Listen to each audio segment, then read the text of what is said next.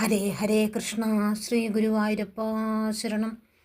ഏവം ദുർലഭ്യവസ്തുന്യപി സുലഭതയാ ഹസ്തലബ്ധേതന്വത് തന്വാവാചാധിയാ വാ ഭജതി ബദജനക്ഷുദ്രദൈവസ്ഫുടേയം ഏതേ താവദ്വയന്തു സ്ഥിരതരമനസാ വിശ്വപീഡാബഹത്यै നിശേഷാത്മാനമേനം ഗുരുപവനപുരാധീശമേവാശ്രയാമ.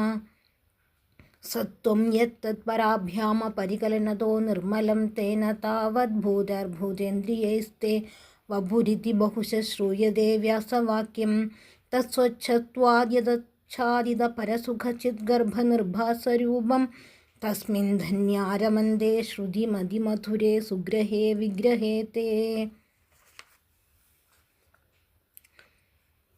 സദ്ഗുരു ഉപദേശപ്രകാരം സദാസമയവുമുള്ള ശ്രവണസ്മരണാദികളെ കൊണ്ട് സ്ഥിരചിത്തത്തോടുകൂടി ബ്രഹ്മാവിഷ്ണു മഹേശ്വര സ്വരൂപനും സർവദേവമയനുമായിരിക്കുന്ന ശ്രീ ഗുരുവായൂരപ്പനെ തന്നെ സംസാര ദുഃഖത്തിൻ്റെ നിവൃത്തിക്കായി ആശ്രയിക്കുന്നു. ദുർലഭ്യവസ്തു എന്നതിന് മനുഷ്യജന്മം എന്നും അർത്ഥമെടുക്കാവുന്നതാണ്. ദുർലഭ്യവസ്തു എന്നതിന് ശ്രീ മഹാഭാഗവതം എന്നും അർത്ഥമെടുക്കാം.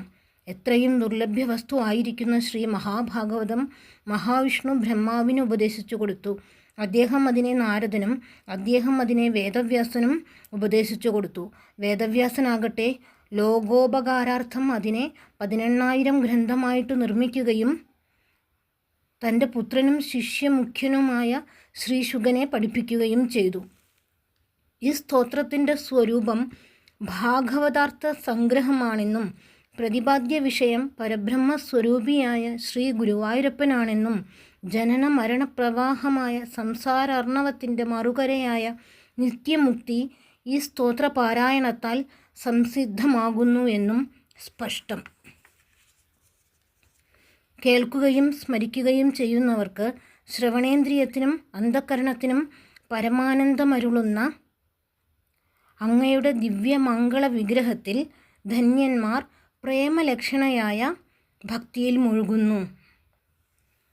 പീതാംബരം കരവിരാജിത ശംഖചക്ര കൗമോദഗീ സരസിജം കരുണാസമുദ്രം രാധാസഹായമതിസുന്ദരമന്ദഹാസം വാദാലയേശമനിശം ഹൃദി ഭാവയാമി.